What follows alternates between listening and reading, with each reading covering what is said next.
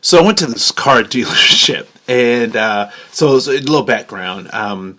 This latter part of my life, I've been into imports, right? So I had a Volvo cross country CX-90, at a Land Rover LR3, whatever. So it's the one with the crooked kind of back, the line, boxy, like it. I like it. So I have an affinity for kind of these luxury cars, right? So the Land Rover dies. It's not coming back. No resurrection, no Lazarus juice for the Land Rover. And so I go to the car dealership to get a new car, and so I go on a Monday, and Sunday my pastor is talking about cars and that kind of stuff, and he mentions that there's a car that has a heated steering wheel, and I'm like, that's hot. Like, that would be cool. I would like to get a car with a steering wheel.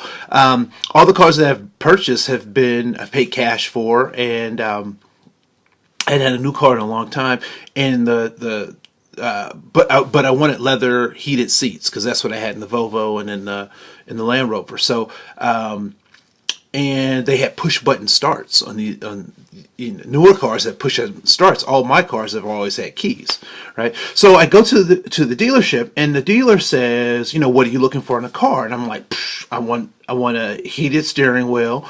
I want heated leather seats. I want a navigation LCD screen, a screen in the car. I want a trailer hitch in the back because one day I have a dream of having a boat that I'm going to cart around, right? Or a trailer, a camper, whatever. So I want that in the back. I want it to be a 7-passenger because I was like, yes, I'm going to do this thing. And so he writes all this stuff down. He writes it down, and then we go off and do some other paperwork, and he comes back and he says, "You know what? I got a car for you. I got a car for you." And I'm like, cool. I said, "Is it everything on the list?" He says, "It's everything on the list." And I'm like, okay, cool.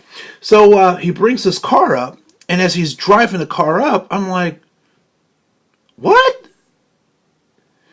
And he pulls up in like this Dodge, a car I hadn't even heard of, right? Dodge Journey, which is like this minivan with doors, right? It's a minivan with doors, but it's got everything I'm asking for. And actually, it had alloy wheels. I wasn't asking for that. Sports suspension. I wasn't asking for that. But all the stuff I did ask for, it was there. And I said, a Dodge? And he said, a Dodge. He said, it's got everything you're looking for. And I said, I guess a Dodge it is, right? So here's a lesson for me. Sometimes we have to ask ourselves. So when he brought the car to me, I had to ask myself, he's bringing me what I asked for, what I needed, what I wanted. So is that really what I want? Because if it wasn't, then I needed to be honest with this salesman about what it is that I needed and that I wanted. And he had exactly what I needed and I wanted. It just didn't come in a package that I thought it was going to come in. And so a lot of times in our lives, people want to help us. People want to engage with us. People want to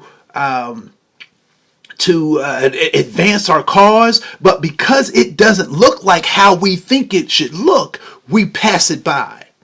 And so, when I think about diversity and inclusion, you know what? I help might look different than what I thought it might look like, right? And so I have to ask myself, am I actually looking for brothers and sisters to help? Do I want to be right or do I want to be effective? And at this stage of the game, I'm really thinking about how can I be effective and who can help me be effective, even if it comes in a package that I'm not used to or a way that I don't think.